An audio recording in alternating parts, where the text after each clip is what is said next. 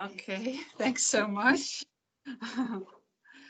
Okay, so we start with the first. We start with 3 presentations. The first one is of the Ministry of Hamburg. Tobias Gouvert will do that for us, and he will talk about initiatives making the water more attractive and how we use how does Hamburg do this and what can we learn from them. The second presentation is of KCAP, architects and planners, and involved by the integrated waterfront transformation in Hamburg. And Jeroen Dirks will do that. And the third presentation is of HAFENCITY Hamburg GmbH. Lucas Gilliard will do that. And it's about the relation between the city and the harbour authorities, new planning tools, legislative challenges, all for new transformations. So I will ask Tobias Gouvert, to start with his presentation. Tobias Gouvert of the Ministry of Hamburg. Okay, Tobias, where are you?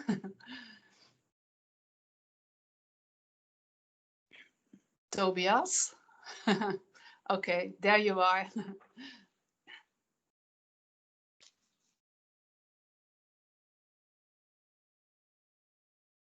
Your mic is still off.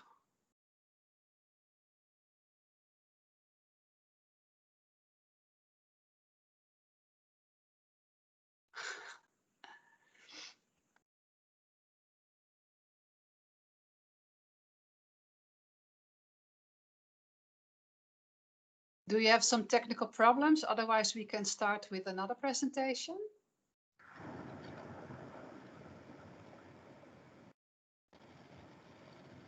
Okay, let's see. I see something in the chat. Yes, I see. Tobias is having a struggle with his microphone. Okay, well, I think it's better to start with the second presentation, so Tobias can solve his problems with the mic. So, Jeroen Dirks, are you able to do your presentation already? Jeroen Dirks of KCAP? Yes, that's no problem. Great. Thank you. Normally, Toby would have given a larger introduction. Can you hear me? Can you hear me now? Yes, we can, Tobias. I had to. Now we hear you. I'm really sorry. I had to log in through the app rather than through the browser. Yeah, it's no problem. So now I can share my presentation, and it makes more sense. Sorry about that, Jeroen. I think it's probably better that way around. Thank so you. I hope you can see can you see the presentation now? Yes, we can. Good. So thank you, Vera, and everyone else involved in organizing this. We're very impressed by your interest in Hamburg. We always thought Dutch cities had the edge on waterfront development and all of these things. I've moved to Hamburg last year from London, and I must say, from the London perspective, we've always enjoyed looking at Hamburg and both Rotterdam, Amsterdam for inspiration of waterfront development. So I'm now really pleased to have taken over the team of leading on urban strategy here, and part of our responsibilities are to look at the whole city and the urban developments. And I must say, water edge and waterfront does not at the moment feature high enough, I think, for us on our agenda. So it's very good to talk to you in this discussion, and also learn some lessons and get some thoughts from yourselves on where we're heading. I think our focus, it's a smallish team I'm working in. We can only do so many things, but we're tasked to look at all the kind of informal planning, early stage think tank like, and Mattis knows, he's been helping us the other day with our Magistralen, our larger roads and the densification along these and in the outer centers.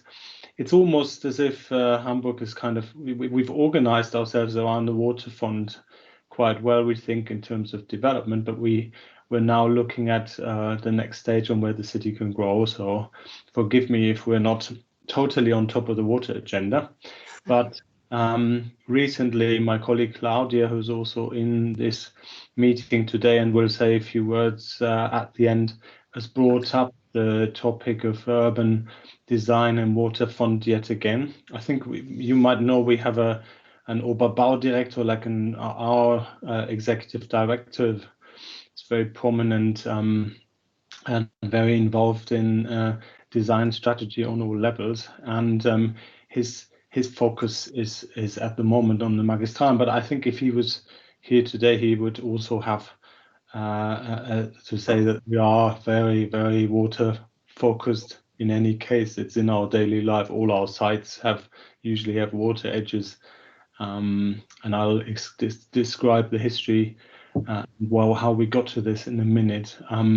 Lastly, I think we'll also talk a bit about the eastern part of the city growing up and upstream along some of the riverways, and where we also have some interesting industrial areas that we're looking at in terms of improving their water edges. So it's not just about housing.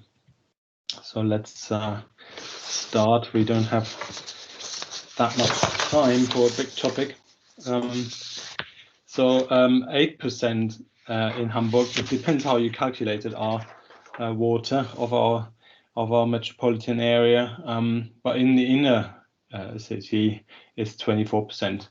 It depends how you measure it. We don't want to compare who's got more water, but I think one of the statistics about Hamburg is that we've got more bridges than Amsterdam and Venice together, which I've never counted or checked on, but that was one of the fascinating points.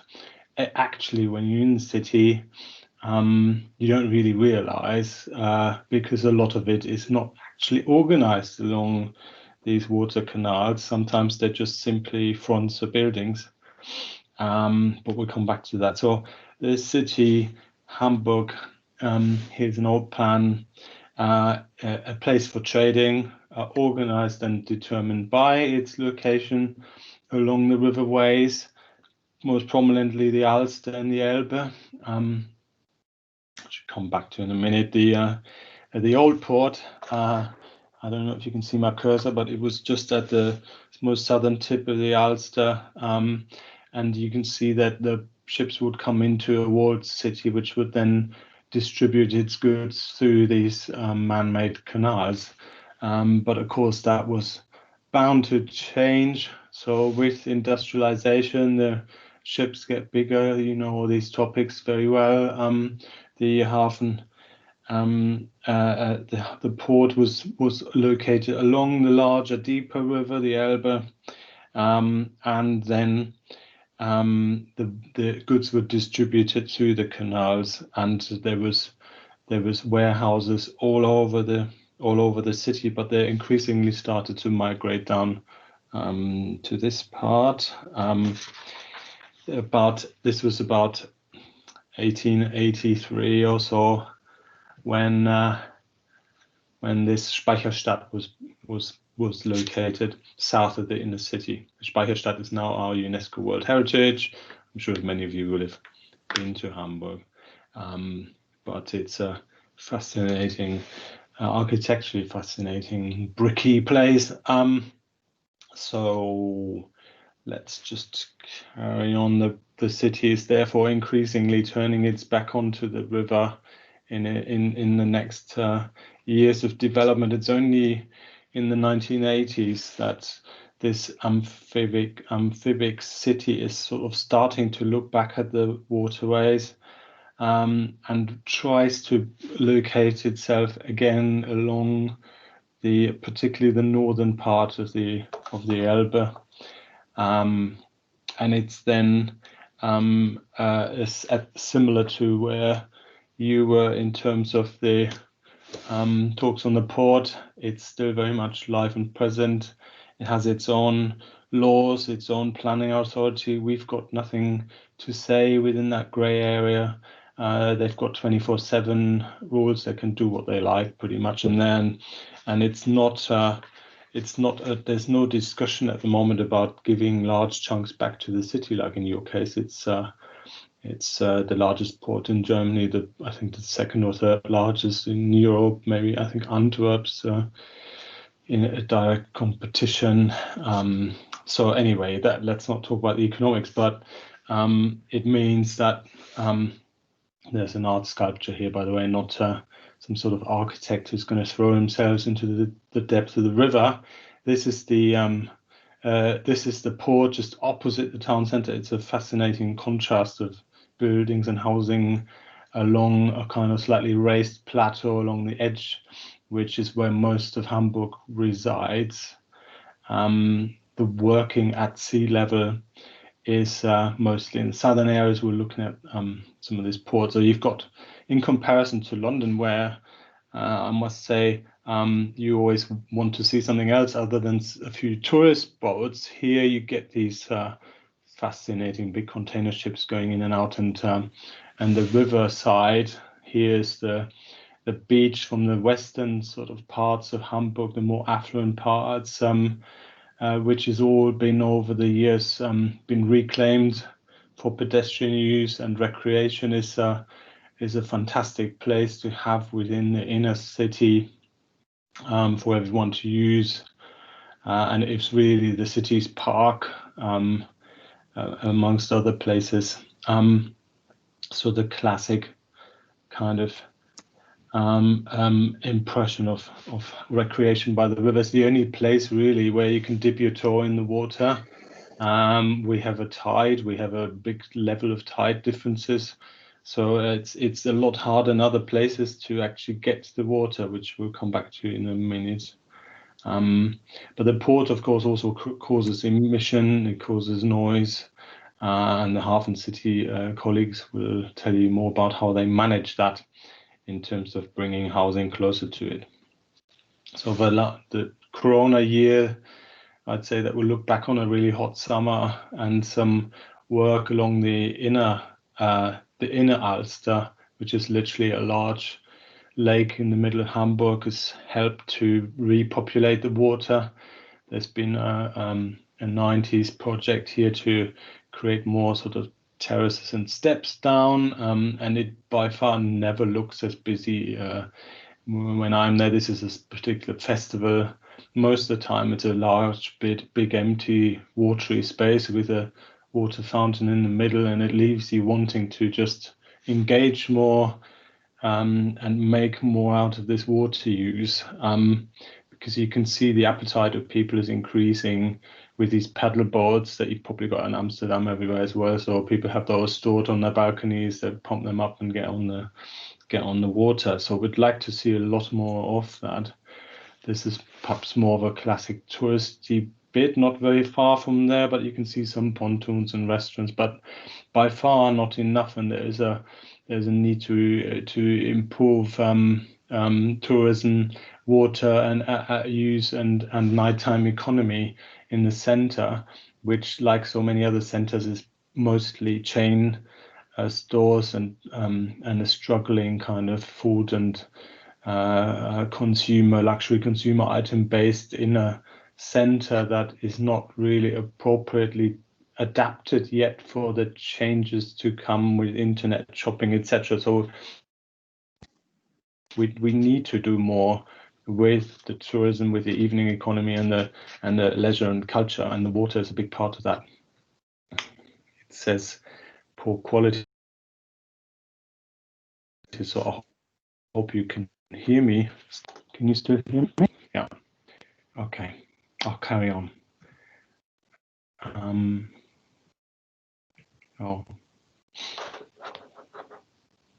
Tobias, is it able for you to finish in 3 minutes? Is it? Yes, my screen is frozen right now, so I can't click forward. Can you hear me okay? Yeah, I can hear you. I'll just carry on talking because there's not too many points. We've got a flooding issue, of course, like many other big cities, so we need to protect the water edge. We have therefore a struggle between wanting to get to the water and actually our environmental health, people wanting to raise the flood defenses. So there's always a struggle between these two things. A third of the whole inner city area would be flooded if there was a proper storm event, so it's not to be ignored. I still can't, unfortunately, move my slides, but I carry on talking. We've in the 80s developed quite a few example mixed-use projects along the waterway, from offices to housing. And we will see in a minute more about HAFENCITY and the follow project from that. The Grassbrook will probably also be mentioned. But as I said, east from there, my team is looking and thinking around what more existing built-up quarters and industrial areas could also do to be intensified and make more use of the water. Maybe I should stop sharing for a moment and just kind of reshare my screen because it was frozen. Let me just, so can I move my slides now? Ah, perfect. So houseboats, very few. We'd like to get more of those. Here's the floodable area, and you can see the southern part, Wilhelmsburg, where we had the International Building Exhibition about 10 or so years ago or less, is an area which is rapidly being developed.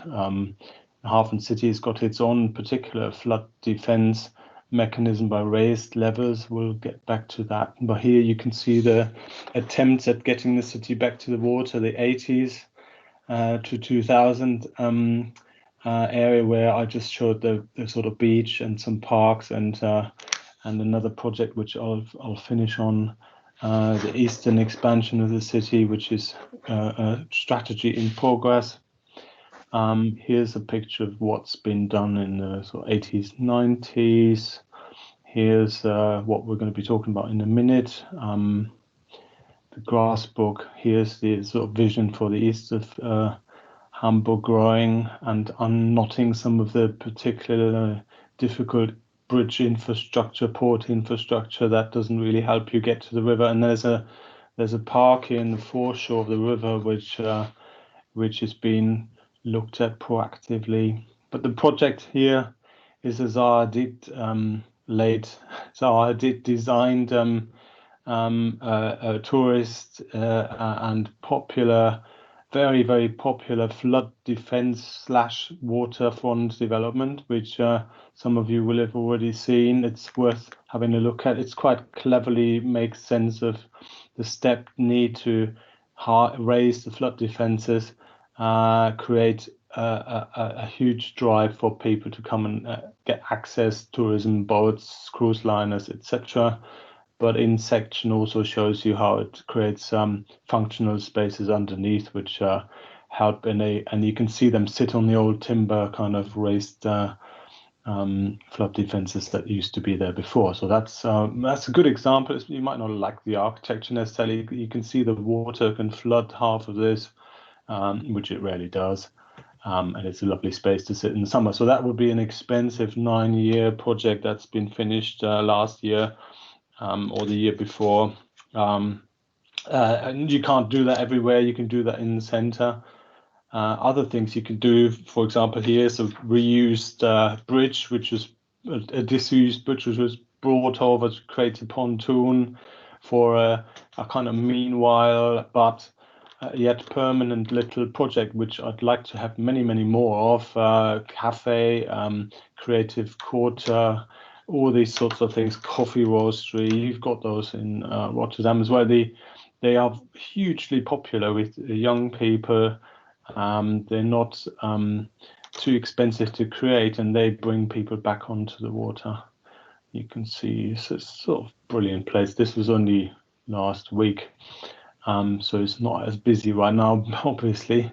But the third project here, Claudia, are you with me? Can you quickly say something about this old power station. Yeah. Okay. Yeah, I'm here. Can you hear me? So just a few words. This is a very interesting project, an initiative from the university and some artists here in this former power plant, which is called Kraftwerk Bille, directly located at the River Bille, which is mostly unknown to the most people in Hamburg. They don't know this river. It's the third river besides Alster and Elbe. And perhaps the next slide. So, Tobias, can you show the next slide? So, well, I just talk, you would see the power plant on a photo, and we have two other slides that show that this project of the university with the artists included 2 summer events on the water. It was a quite nice event with discovering tours. Yeah, that was yeah, exactly. And the next slide, this is the power plant, and this is the guided tour on the River Bille to discover the land and the water. And the next slide shows a panel discussion on the water on the River Bille. This was 2018 and 2019. Last summer, unfortunately, we didn't have this festival.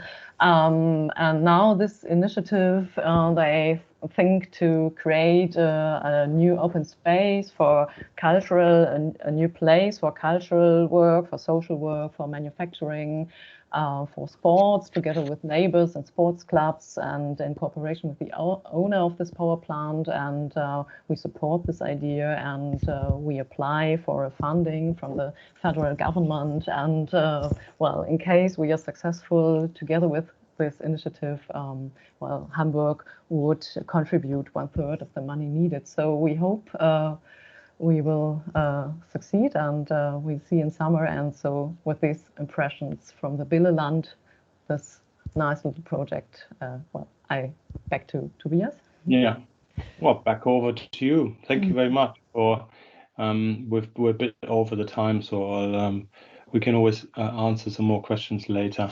So thank you for that, and sorry about the light technical issues.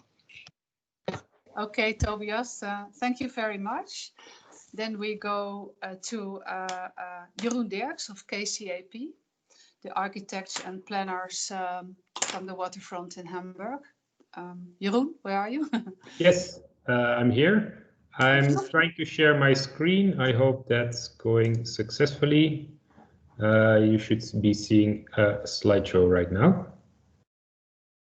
Okay, I'll shortly go through the HAFENCITY project, which is an amazing project done by the city of Hamburg, the HAFENCITY GmbH, and we as KCAP, together with a sister firm at that time, Astok, have been involved in laying out the framework plan for this huge development.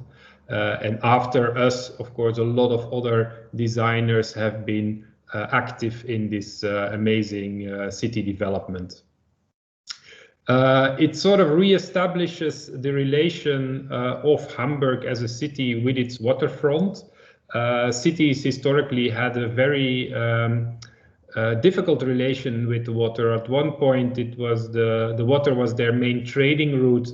On the other aspect was that it could also be attacked from the water side. So there was often a heavy defense wall, and there were also a lot of floodlands around the city. So what was this mudland in front, where even people were being hung on the gallows, which you see on the left. That was the site of the future haven, the first haven out of the city walls.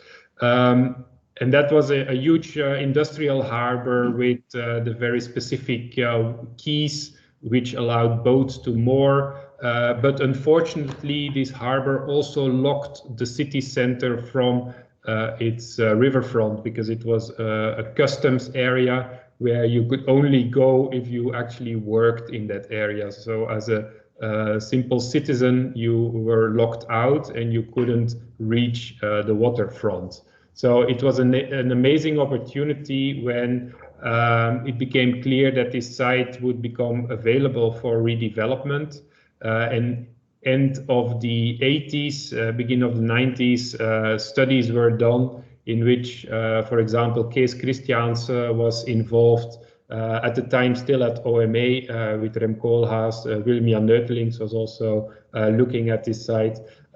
So thinking started in an early phase, but concluded in a very important step, which was the 1997 international competition, where KCAP with Astok became the winner with this framework plan, which was less experimental than the previous plan, but had a very strong identity through extending the block morphology of the inner city to the waterfront.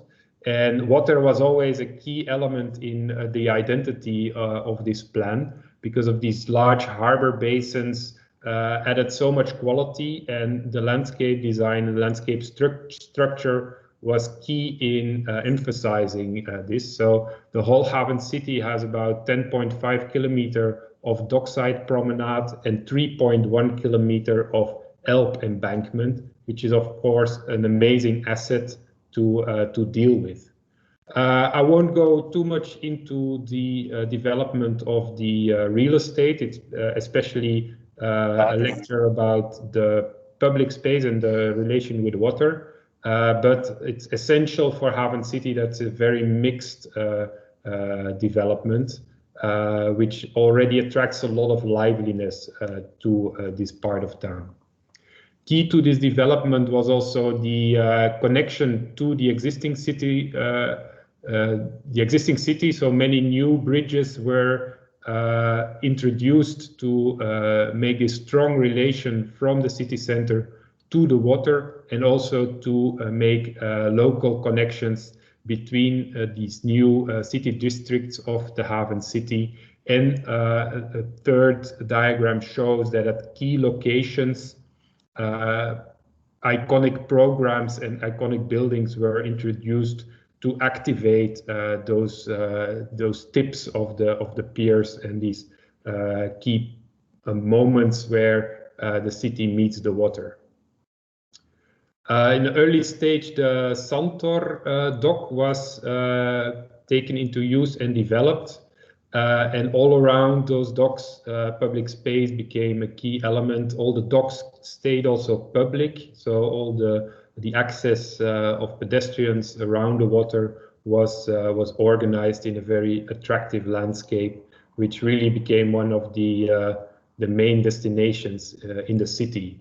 It's also interesting to notice in the plan that the docks and the water spaces were often extended into public spaces, which connected to the head of these docks, or that, and that's Amlose Park here in the middle, some areas introduced deep views and long sightlines towards the water, so that accessibility of the water really became key. There was also thinking on putting activities on the water, which I think is very much the theme Rotterdam is also thinking about. This is an early plan of EMBT, the landscape architect, where in the upper dock historical ship harbor is realized, and in the lower dock there was a plan for a marina with also more floating boardwalks, but that was never realized, unfortunately. There was in the lower dock a point for the water bus planned, so that is actually in the plans, as you can see on this picture. The historic ship harbor is very much what we know in Rotterdam, also in the Leuven haven. However, here more effort has been put into the actual landscape design of these floating boardwalks, which are really a very attractive space to go to, even if you cannot access these ships, and which also provides space for events. Tall ship races are organized there, So the whole boardwalk as a landscape design is a very interesting feature. It's floating and it goes up with the tides. So also these bridges are very interesting in their dynamics. This Lose Park I showed earlier is one of these big parks which makes the connection to the waterfront, so that from deep within the development, the water is made visible and accessible. One of the key elements in the whole HAFENCITY development was dealing with flooding issues. Therefore, the whole site and all the development area, which is shown here in beige, has been raised by 3 meters, which actually also allowed for a convenient parking solution underneath, and which introduced a new datum, which was then not flooded. Interesting is that this datum has a setback from the historic quay wall, so that there's always a close proximity to the water on a lower level. So it introduces actually a two-level public space, one on the historic quay level, which then also allows to have these beautiful details of the historic quays, and then a new quay level, which is elevated and which gives also views to the water from that higher perspective. So this whole lower landscape is also floodable, and it's also designed to be able to be flooded, which happens occasionally and adds some extra drama. The big challenge, of course, is then how to activate this lower landscape, because all facilities connecting to that level have to be flood resistant, and therefore at key places shops and restaurants are integrated in this lower quay wall, but they have these very heavy steel doors which protect them against flooding when that occasionally happens, and then this cafe or restaurant is closed for the moment. The great aspect it also has is that the landscape is very three-dimensional, so it steps up from this lower level to this higher level, which of course introduces amazing steps and seating platforms along the water, which then occasionally can be flooded. This also shows how these stairs get different morphologies across the plan, so there's very different solutions to get from one level to the other introduced. Also, these quay walls get a lot of attention, also designed by EMBT, not to be bland, closed walls, but really have a tactility and attractiveness to the whole public space experience. The interesting of also keeping this lower level was that a lot of the heritage of the harbor can also be maintained, like the cranes, which are really very characteristic for this harbor area. The other strategy was to place these iconic programs and iconic buildings at the waterfront, which really became anchor programs to draw people to these more remote parts of the development. The most renowned is of course the Elbe Philharmonie, the Philharmonic concert hall with a hotel on top of an old warehouse designed by Herzog de Meuron, which is of course now a key landmark and cultural temple for the city of Hamburg. But another one is still in the making, which is the end of the Überseekwartier, which is the center district of HAFENCITY, where this also shows this line on how the HAFENCITY connects to the city center, drawing a program in. At that point, there is already a cruise terminal, which has always been activating this quite remote site, also with temporary buildings.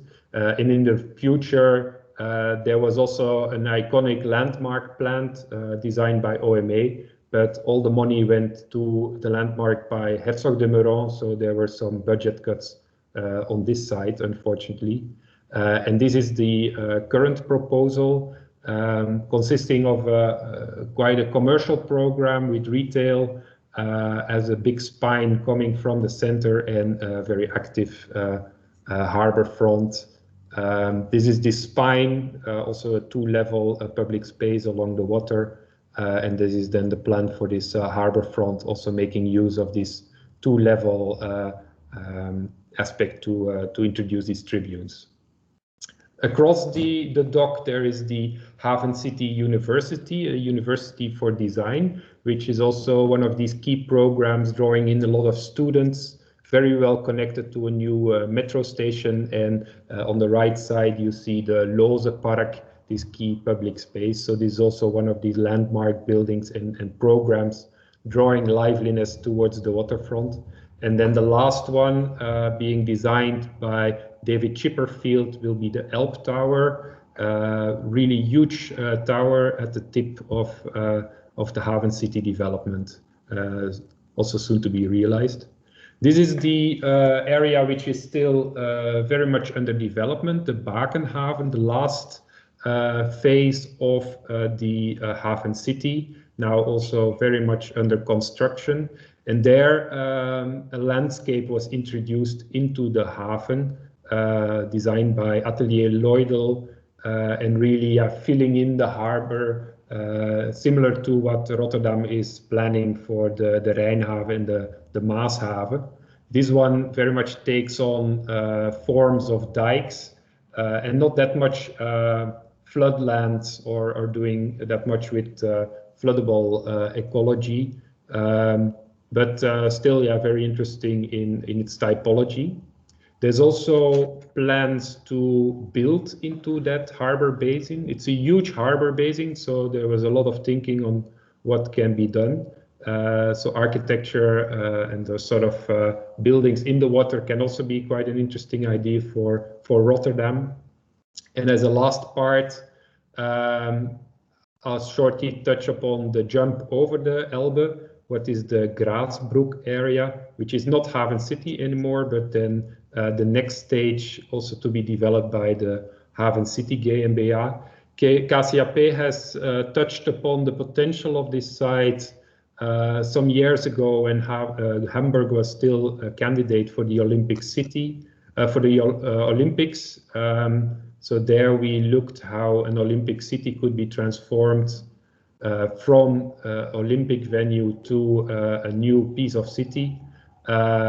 But then the citizens voted against candidating for attracting the Olympics because of the recent terrorist attacks and threats.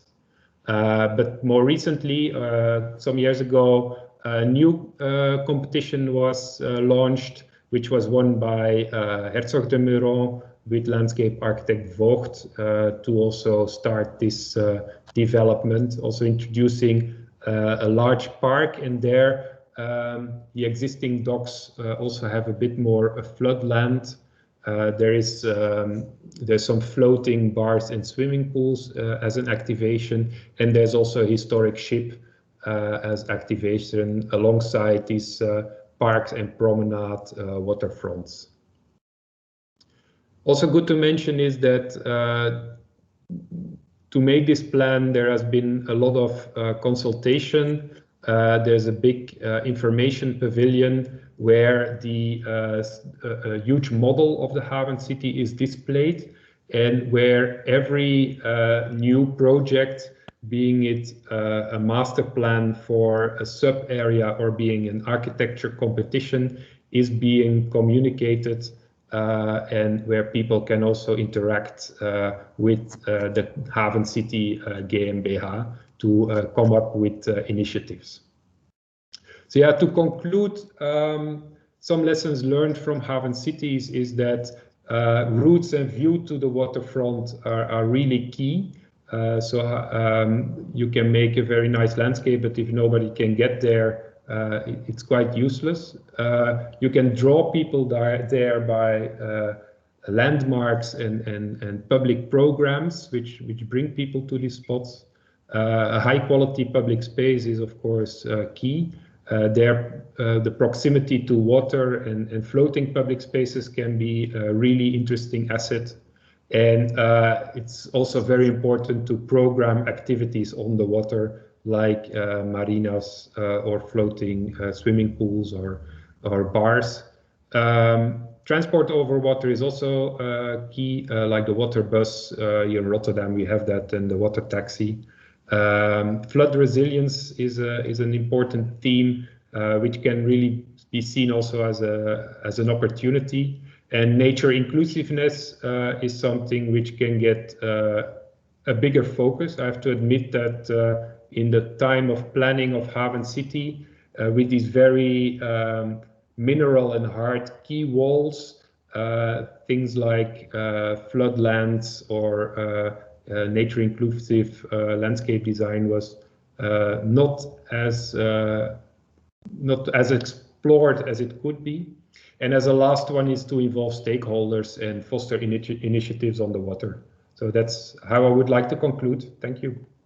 Okay, thanks a lot, Jeroen, for your presentation. So we go further with the presentation of Lucas Gilliard of HAFENCITY GmbH. Lucas, are you in the house? Oh no, Lucas. Yeah, go ahead with your presentation. Hi, thank you. Thank you for inviting me. My name is Lucas Gilliard. I'm working for the HAFENCITY GmbH. We are a public company fully owned by the city of Hamburg, responsible for developing HAFENCITY. So our company basically started from the organization of that master plan competition where KCAP won, up to now where we have realized about 50% of the real estate in that area. Over the last years, we also have taken over the responsibility of developing other areas close to the harbor, Grasbrook, you have seen already. Also the area Billebogen, where Tobias showed a couple of pictures at the end of his presentation. And we're also developing a project which is called Science City, a project that doesn't have water but has a lot of other exciting features. I will not talk a lot about HAFENCITY as a project specifically and what we've designed there. I think you had a very good presentation just before. I will talk a little bit about the port-city interface in terms of governance and what are the challenges to activate our waterfront in HAFENCITY, but also in other places. Here you have an overview of HAFENCITY again. Here you also see the other areas which we are working on. I put it underneath. HAFENCITY is a former port area. Grasbrook is still a port area, but hopefully soon be a former one. So it's if you look back 20 years, the city basically ended north of HAFENCITY. And there are a couple of things which triggered the development of HAFENCITY. So when you think back in the end of the 1990s, we had about 120 hectares of land right in the city center, which were harbor, however, with low productivity, you could say. Simply the changes in how harbors work, you know, that's only well in Rotterdam, in Rotterdam the harbor has really grown out of the city. In Hamburg, not so much. It's really quite in the city, but this particular part where HAFENCITY is was just not suitable anymore for harbor uses. So one of the starting point is that obviously a lot of people recognize there is a high value for this waterfront and you could extend the city center at that, and there would be a self-financing capacity of that project. So there's really this idea of that you can finance a big urban development transformation by itself really was a precondition so that HAFENCITY started. At the same time, at that time, there was the idea of a cross-financing that the urban development could finance harbor expansions in other parts of Hamburg. I think also a very crucial point at that time, because since then, not many other parts of the harbor, basically none of the parts has gone out of harbor use. And why HAFENCITY went out was that they assumed at that time that the HAFENCITY development could finance a new container terminal. This was given up then later on as part of also improving some of the aspects of the HAFENCITY development. So it hasn't been realized in the end, but as a triggering point, I think it's very important. And then the third part is that very important also for the development of HAFENCITY is that within the harbor, the city or the Harbor Port Authority retains ownership of the land. So this is optimal precondition of developing HAFENCITY, and also when you think about the self-financing aspect. The development then started in 1997 with a special asset created where basically all the land was put in as a financial vehicle to kickstart the development. Then we had the MASTERPLAN competition. Our company was renamed in 2003 and take on the HAFENCITY name. Let me talk a little bit about the interfaces that needed to be done at that time. So we basically have two different planning regimes in Hamburg. Tobias touched upon a little bit about it. Here it's shown in a graphic as well. You might look at it after that presentation.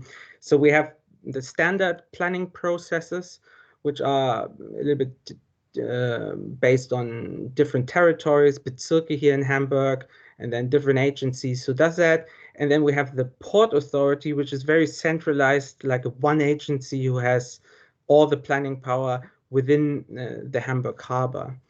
And they both based on different planning laws. Basically, Hamburg plans as all the other cities in Germany on the regular building law, but the Harbour does it differently and has a harbour development law, which is based on. And when HAFENCITY was founded, and that's basically the origin of our company, is the idea was to at least introduce a development company who kind of can develop the city out of one hand, but obviously we are still part of the regular planning regime. One of the issues that you really need to think here in Hamburg is that the proximity between the harbor and the city. You see on the bottom right on this little map, you see actually the former border where the harbor ended, and now you take this big chunk out, and you are just a couple of 100 meters away from industrial uses. So compatibility with emissions was a big topic at the beginning, noise, but also the protection from potentially hazardous environments in the harbor and so on. So a specific legal framework needed to be developed in this part. Flood protection, you have already seen it. Maybe trying to explain the systematic behind it. The reason why it is a challenge for HAFENCITY is because the harbor has a different flood protection regime than the city. While the city basically has a public flood protection with an embankment where the city behind it is protected from the flooding, the harbor doesn't have that. The harbor is organizing it privately. So every company, every business within the harbor has private protection schemes in order to protect their properties. And when we took over HAFENCITY, or the land which will become HAFENCITY, we basically needed to deal with it. And then we introduced this level of raising the road level, and then the buildings are basically joined to that road level and have only private protection at those waterfronts, as Jeroen showed you. Another interface that we had to deal with, which doesn't exist anymore, is that Hamburg was a free port. So we had a customs border right in the city, and you see a small little picture here of a checkpoint, which we took over in 2013 when the free port was also abolished. And you see here on the map how this really cut through HAFENCITY in parts, and even the eastern end, which we are developing, it was a free port until 2013. We're going back to the financial model. So what you see here is the land ownership in HAFENCITY and how it changed from 2000 to 2017. In 2000, you see we basically took over the majority of the land. Other big landowners are the German Deutsche Bahn Rail Authority, as well as the federal government, who has some customs properties here in HAFENCITY and still has. Basically the only two parts we haven't bought really. But you see the starting point, but we had all this land available for the development and financing it. And you see over time, the vehicle of financing this development is selling the land in certain parts where properties are built on. Those yellow parts have come up. And out of this act of selling the land, we are using this land value for two different things. The first is we obviously realize some financial income, build infrastructures such as bridges, streets, parks, quay walls, promenades, partly the underground, built now community houses as well. And that is kind of what we, from the direct income that we get. But what we also try at the same time is transfer some of the financial value into the real estate properties that are there as public values. So for instance, think about architectural quality, the activation of ground floor uses, different price structures in housing, commercial uses, and so on and so forth. High environmental standards, a mobility sharing system, heating supply system, which is CO2 neutral, etc., etc. So there are a lot of different things where we finance both public values that are incorporated into the goods of the buildings, as well as direct public goods as infrastructure that we're building. And one part that basically in this model, which is not included, those are the waterways. What you see here is a map of Hamburg showing all the waterways which are under administration of the Hamburg Port Authority. And you see that this map is much bigger than the map Tobias showed you in the beginning, where basically the land area of the port is shown and what kind of administrative rules they have there and where they do the planning. The waterways still in HAFENCITY are under administration of the Hamburg Port Authority based on a port traffic shipping law. And you see how this also extends to the west of Hamburg and also to the east, where obviously we have also commercial shipping happening. And when we look at the situation of the water in HAFENCITY, you have here, unfortunately, the same building from two different angles. I didn't find pictures from the same angle, but you see on the left side, a situation you can see basically every day where the tide is low and we have sedimentation happening in the harbor, where it basically gets more and more dry in HAFENCITY. And then we have on the other side storm surges. That's something you can't see every day, but you can maybe see once, twice a year, where we basically have the water suddenly 10 meters higher than before. The right situation we have already seen, but the left situation, I mean, it's also something, is a challenge. The maintenance that goes into the waterways is something that is constant and so far has been financed by the port activities and maintaining the waterways for the port activities. Now we don't have that port activities more, so that is something I think we need to think about as a challenge. How do we maintain our blue infrastructure and not only maintain our green infrastructure? And for activate, Lucas, can you finish your presentation? Yeah, just give me 2 minutes and I'm finished. And you see basically what we're doing on the water side here is we have some pontoons, for example, for this historical harbor here, which is itself is both a technical challenge because of the tide as well as the financial challenge I've shown you. We have reclaimed some of the land. That's possibly the easiest way of activating that water, but obviously it's getting also rid of the water.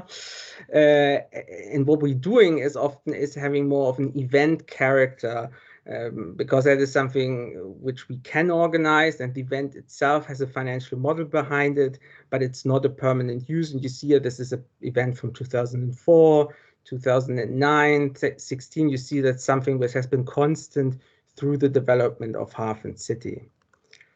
Yeah, thank you very much. And this, by the way, is also a picture of the Blue Port and Cruise Day event. So, man, this is obviously the biggest one, not only related to HAFENCITY, but the entire harbor and the city.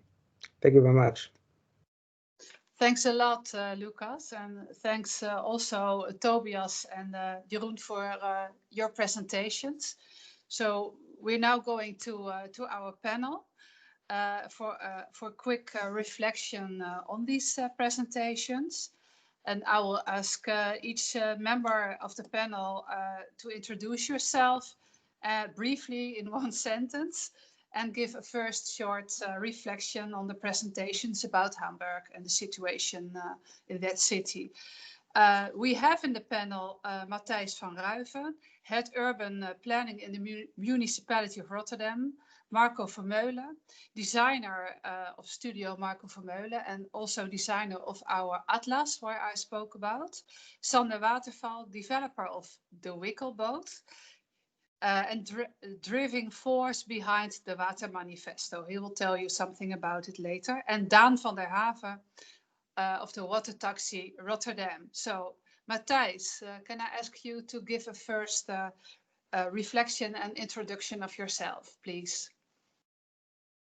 Yeah, hello everybody. I think you introduced me quite well already. So, head urban planner or urban designer for the city of Rotterdam. Just I think a month ago, I was at the Magistralen event Tobias mentioned. So there Hamburg was learning from Rotterdam. It was about the bigger infrastructure and how to transform. And here it's the other way around. And I think there's a lot to learn. And also you see that I think in all three stories, there's also the struggle or how to deal with climate adaptation, how to realize things, also the time-consuming development. It takes a lot of time, but a few things that I think are really interesting is that the bigger approach that Hamburg has over the last decades of really activate different waterfronts.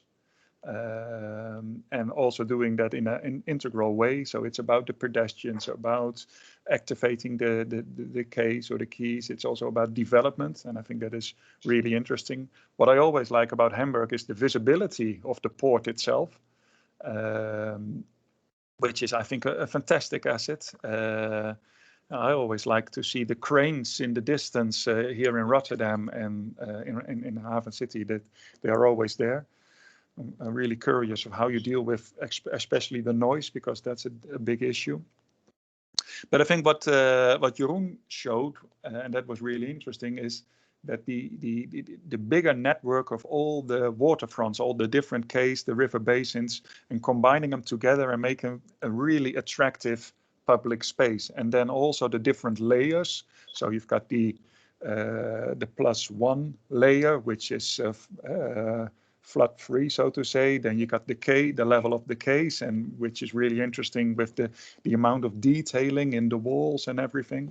And then you've got the little parks and also the floating boardwalks. So you've got these different layers which are really interesting. So the one layer is more of the city as a whole, and the other ones can be really, well, more intimate. And I think that is really interesting. But what you also see is that especially the port basins are really interesting. The bigger river itself is too much for the port, and perhaps is also more to see and to have the boats on. And the smaller port basins, hopefully well connected in Rotterdam as well, but you see that in Hamburg, is really interesting. So these levels in height. And I think by making it a big these bigger projects, and also this HAFENCITY company, which of course is a bit difficult perhaps for the city development department, that they also have a company to deal with. But on the other hand, they are a really strong force of realizing all these projects, and also realizing a park beforehand in the the Baakenhafen. They have the force, the capacity, and also the money to invest in a park and then develop. And I think that is interesting to see that integral approach. So by looking at, well, what Lucas Gilliard was saying, the income, the public goods, and also the public values that you incorporate in the development, I think is interesting if you look at it as a bigger development, so on land with the buildings, on the quays, and on the water, and as a whole, and that perhaps makes it also easier to well, have smaller initiatives to place them, or to perhaps partly co-fund these, whereas in Rotterdam that's always quite difficult. But if they're part of the bigger project, I think that, well, it is a big project. That's perhaps a downside, but it's also really a bonus that you can introduce a lot of these small activities. So that could be a lesson for Rotterdam of also looking at the whole river and water system as a big city project. Okay, thanks, Matthijs, for your first reflections. Okay, Marco, can you give a reaction on the presentation? Yes, thank you, Vera. Good afternoon. Marco Vermeulen, I'm an architect and urban designer. I have my office on the banks of the River Maas here in the center of Rotterdam. And as Vera already mentioned, we are indeed working on the Wateratlas, in which we try to get grip on the underlying logic, so to speak, of the water in terms of hydrologics, ecology, regulation, and above all, the use of the water. So transport, leisure, and also the still present transportation of cargo. Well, looking at the three lectures, I think there are a lot of similarities if you compare it to Rotterdam. Of course, a big harbour that has slowly moved out, or as I understand, in a slower pace in Hamburg than it does in Rotterdam. But it leaves underused basins, as we call it in Rotterdam, dead water. The Elbe also, like the Maas, still functions as a transportation axe with safety regulations. So I'm very curious how Hamburg deals with that. Then, of course, there is the risk of flooding. Also, Rotterdam and Hamburg, they both have an outer-dike urban area. And Hamburg has an unprecedented set of spatial typologies and solutions. I think that's very interesting. And as a student, I already went to Hamburg looking at those solutions. And there is a need, or you might call it a quest, for improving the city culture and identity. I think in both cities, but this is at least very much the case for Rotterdam, being a harbour city used to be very naturally. And by moving out, the harbour is slowly moving out, it becomes less naturally.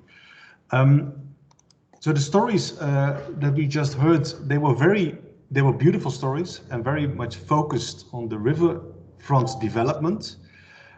So the story, there was a lot of focus on building bridges, land reclamation, boardwalks, but we haven't heard so much yet on the actual activity on the water itself and how you can trigger that. And in Rotterdam, we are also very interested in how we can use the water itself, of course, in relation with the use of the banks, because slowly but surely we start to regard the river also as a central public, well, green space, and therefore also the space as a temporarily a place for temporarily activity on the water. And we also noticed that it needs a different set of rules than conventional urban planning. So we also would like to learn from Hamburg in that sense. How can you trigger or improve activity and keep the river safe at the same time? How does Hamburg deal with that? And what kind of tools do you have in programming and maybe even designating areas? Is it just boardwalks, or is there more? Do you thematize certain areas? So that's merely a question I have. Then the second question is, I'm not sure if I'm even allowed to ask so many questions, but who's really in control, of this thematizing, and is it kind of matchmaker, or who decides which activity is welcome and which activity is not welcome? And maybe related to that, what kind of facilities do you offer for those ships docking in? And the last question I have is, like I said, in Rotterdam, the harbour activity has moved out slowly but surely. And I wonder if there is any effort in Hamburg to keep harbour activities really into the city. Of course, you have a visual on the harbour, but in Rotterdam, we struggle with, let's say, the identity as a harbour city, and we are also trying to look for ways of keeping this activity in. Thank you. Thank you, Marco. A lot of questions. Sorry for that. Yeah. going to Sander Waterval, entrepreneur on the water, you can say. Sander, go ahead. Thanks, Vera. Very fascinating. I was there. I visited Hamburg last holiday in the summer. Then it was still allowed, so I did.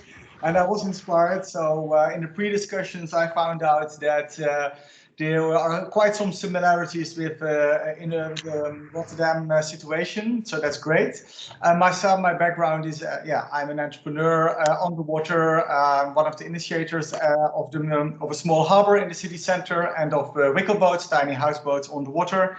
And one of the initiators of the Water Manifest, which we offered to the aldermen, and that was the starting point of building the Wateratlas a couple of months later.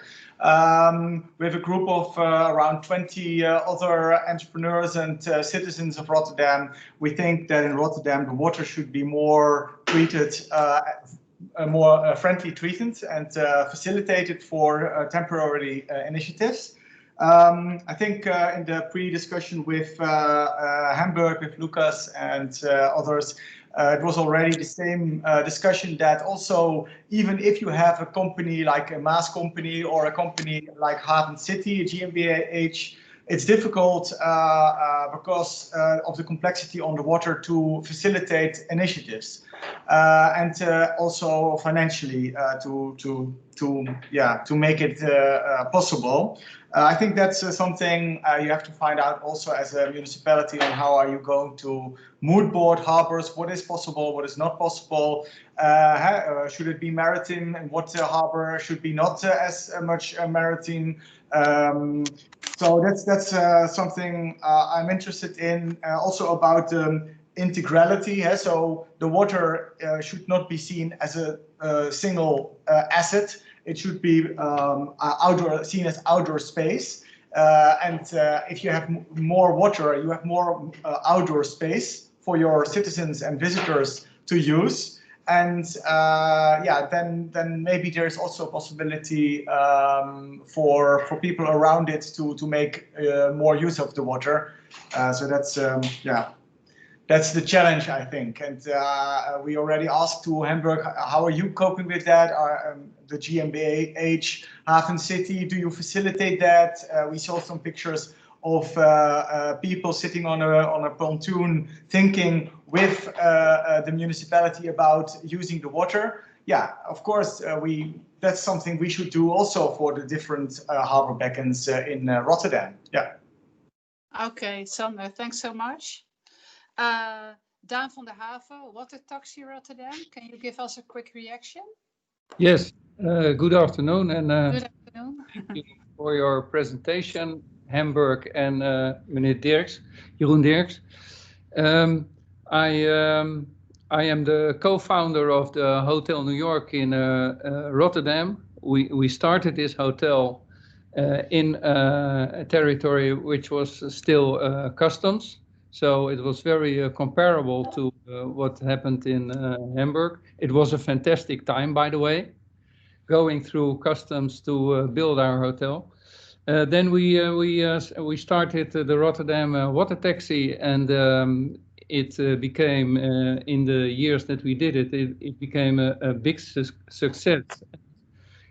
Now it's started to be the medium through which Rotterdam is connected to the river, the Rotterdam people. We had more than 500,000 visitors last year. This year, a little less. I am very, as we are on all the quays on the river in Rotterdam, we see all the developments of the city along the river. And what is very interesting is that in Hamburg you have a direction, HAFENCITY, that is developing this whole area. In Rotterdam, it's very different. We have those different committees that are developing different parts of the city. In my view, it has a big disadvantage, meaning that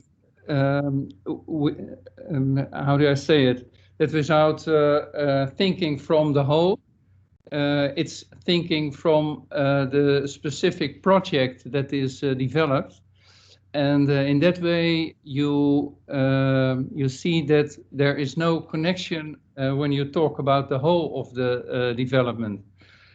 I think that connection with the whole of the development is very important when one of the big things is that the river should be the identity of a part of the identity of the city, and it should be developed in a way that the people of Rotterdam really feel connected to this river. And I think that you are doing that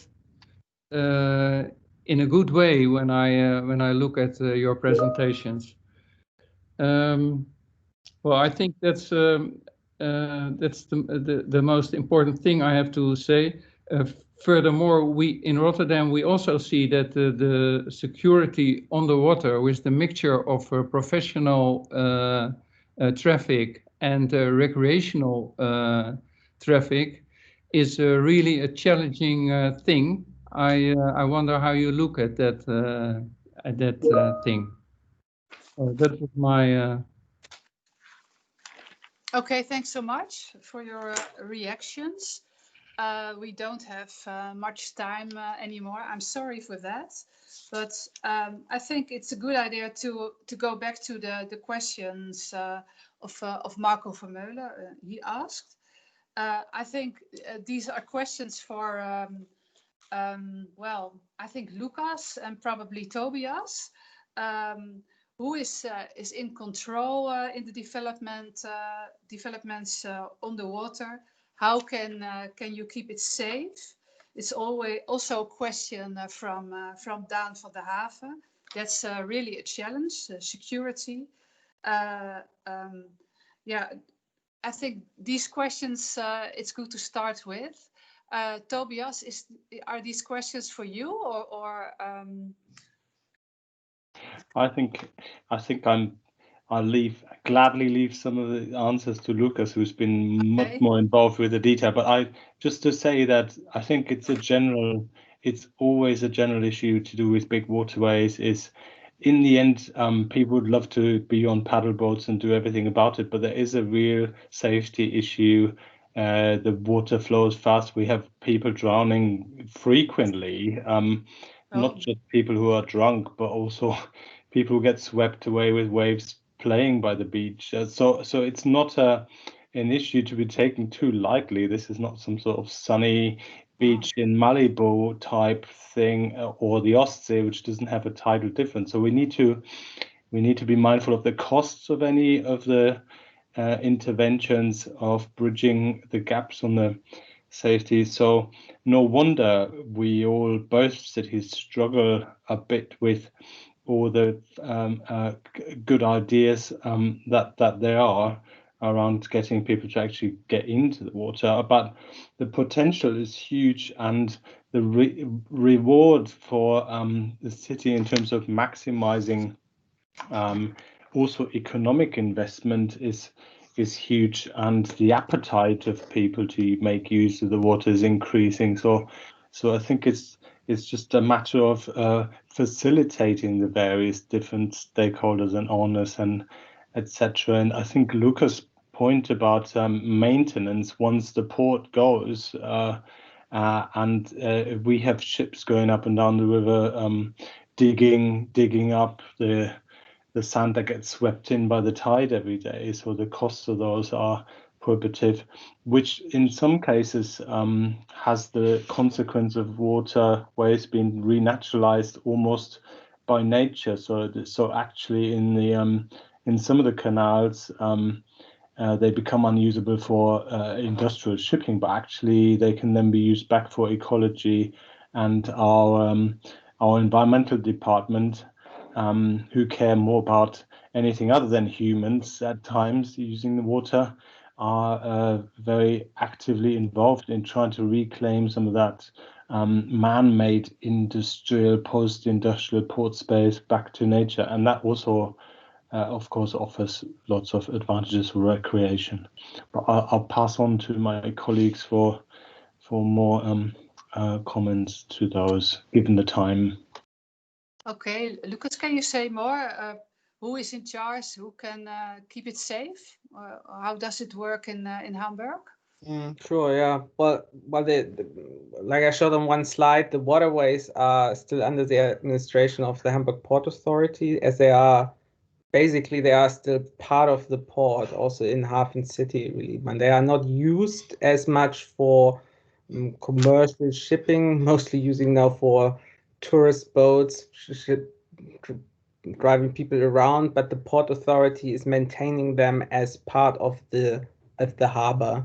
That is I think, something which then also goes to the security or the safety aspect. It's an active shipping way. The main river, biggest potential for use it differently is certainly the small harbor basins that we have in HAFENCITY, and I think that has been also identified as a big potential, or in the master plan already, as where the idea of having blue infrastructure in place sometimes also as a replacement of green infrastructure that you would have in other cities.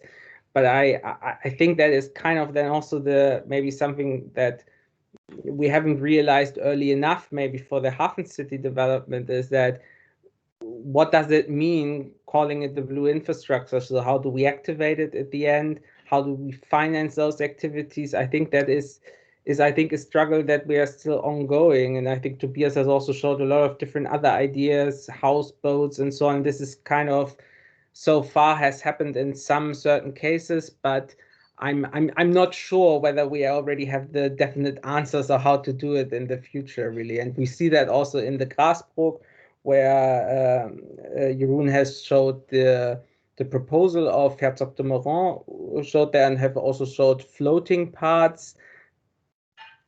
Well, we will see whether there will be floating parts at the end.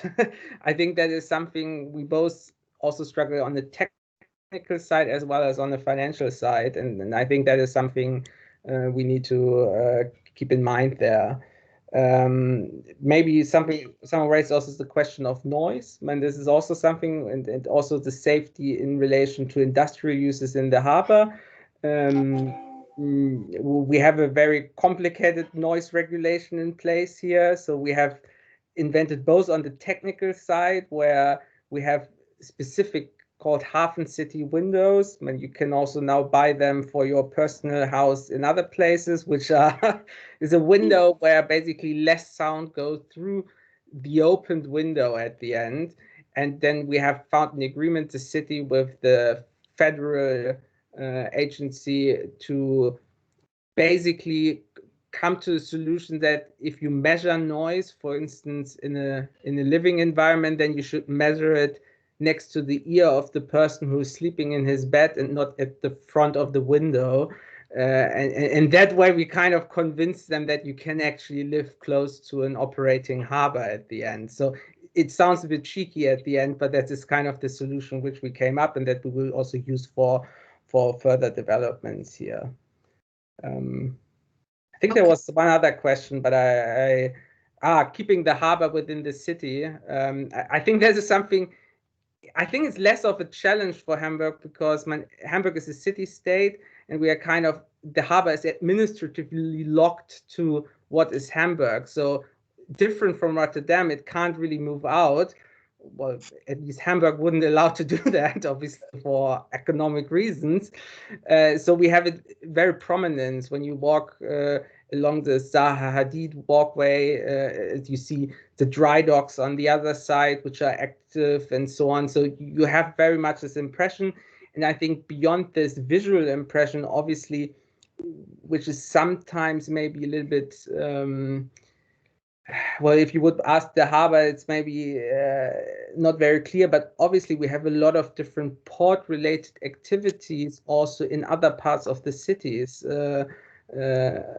Office uses which are related to the harbor, etc. So I think that is still very alive there. Maybe not as much on the small waterways, but at least on the big waterfront and how the uses, the business models are interlinked.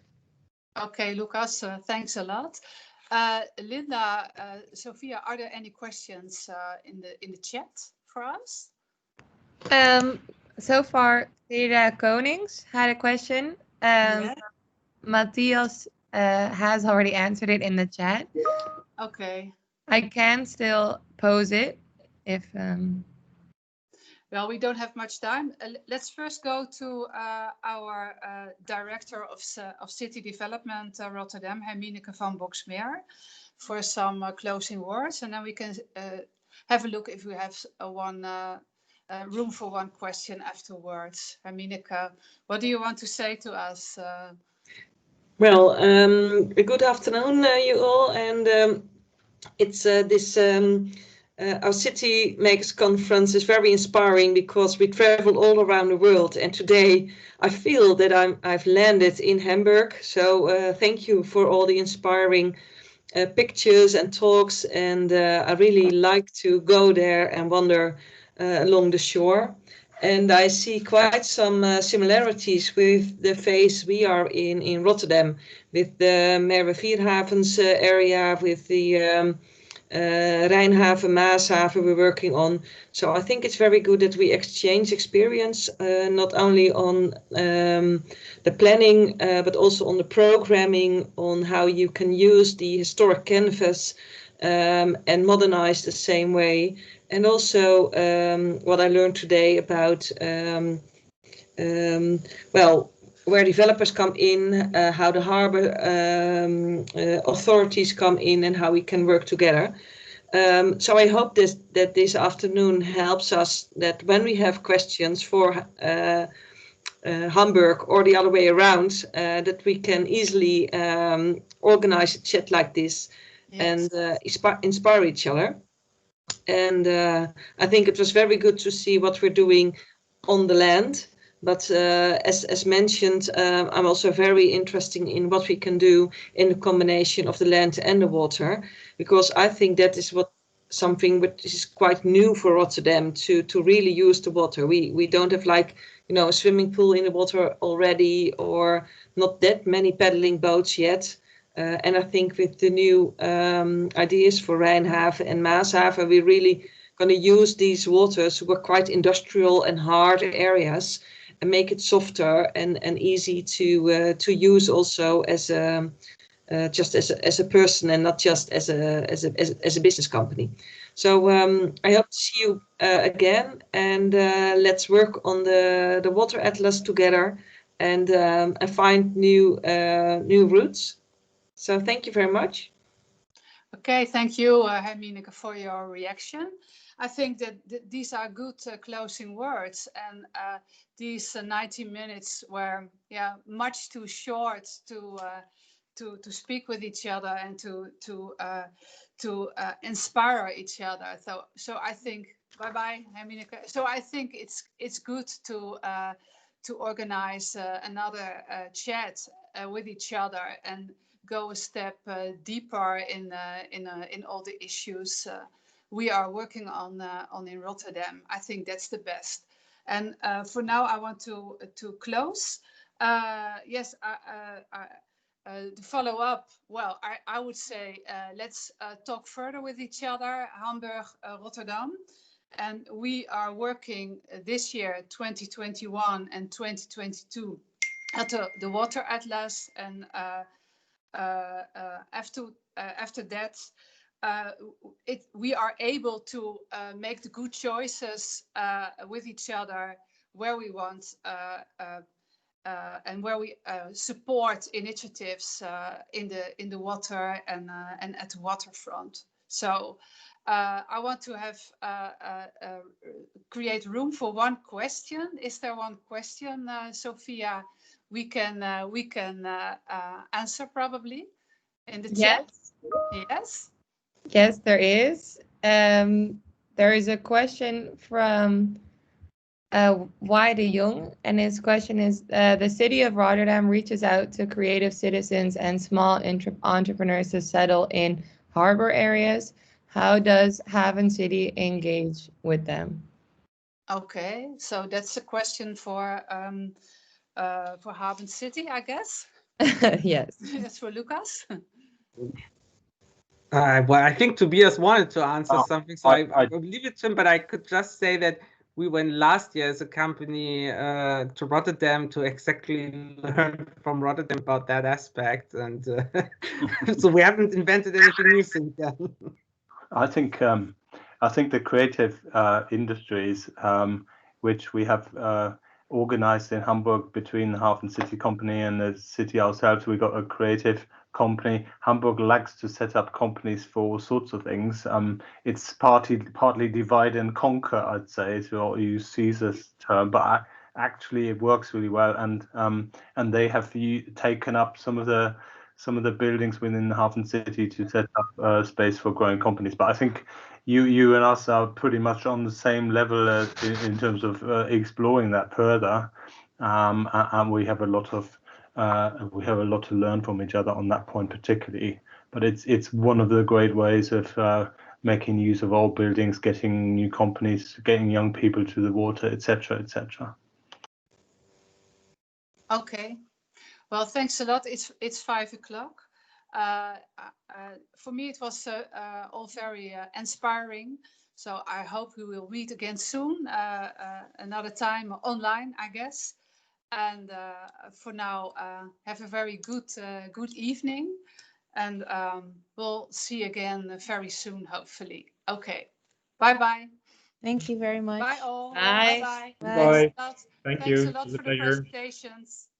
Thanks a lot, Hamburg. Mhm. Bye. Bye. See you guys. Bye. See you soon, guys.